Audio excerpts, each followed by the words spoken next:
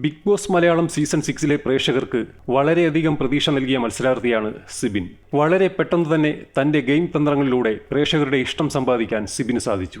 Sibin power ടീമിലേക്ക് എത്തിയതോടെ ഈ സീസണിൽ ഇതുവരെ ഇല്ലാതിരുന്ന തരത്തിലുള്ള തർക്കങ്ങളും പോരുകളുമാണ് ഉടലെടുത്തത്. ബെഡ്റൂമിൽ മാത്രം ഒതുങ്ങിക്കൂടിയ മത്സരാർത്ഥികളടക്കം പിന്നീട് ഇറങ്ങിക്കളിക്കുന്ന കാഴ്ചയായിരുന്നു പ്രേക്ഷകർ കണ്ടത്. എന്നാൽ ഈ വീക്കെൻഡ് എപ്പിസോഡോടെ കാര്യങ്ങളാകെ മാറി മറിഞ്ഞു. തർക്കത്തിനിടെ ജാസ്മിനോട് സിബിൻ മോശം ആംഗ്യം കാണിച്ചതായിരുന്നു സംഭവങ്ങളുടെ തുടക്കം.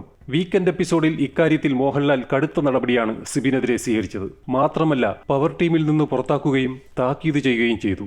പിന്നീട് നേരിട്ടുള്ള നോമിനേഷനിലേക്ക് നിർദ്ദേശിക്കുകയും ചെയ്തു. അതിനൊപ്പം സിബിൻ ചില മത്സരാർത്ഥികളെ മാനിപ്പുലേറ്റ് ചെയ്യുന്ന വീഡിയോകൾ കാണിച്ച് സിബിനെ അവമാനിക്കുകയും ചെയ്തു. ഒരു ടാസ്ക് നടന്നുകൊണ്ടിരിക്കുമ്പോൾ തന്നെ സിബിനോട് പവർ റൂമിൽ നിന്ന് ഇറങ്ങാൻ ആവശ്യപ്പെടുകയും ചെയ്തു. എന്നാൽ ഈ സംഭവങ്ങളോടെ മാനസികമായി വലിയ തകർച്ചയാണ് സിബിന് സംഭവിച്ചത്.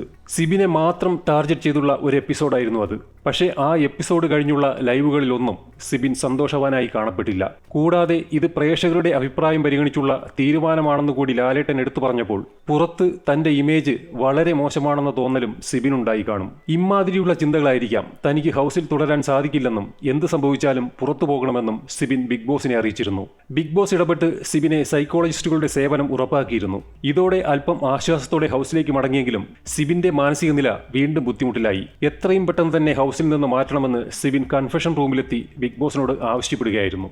ഇതിനു പിന്നാലെ കണ്ണുകെട്ടി സിബിനെ പുറത്തേക്ക് മാറ്റുകയാണെന്ന് ബിഗ് ബോസ് വ്യക്തമാക്കി. അത് മറ്റു മത്സരാർത്ഥികളെ അറിയിക്കുകയും ചെയ്തു.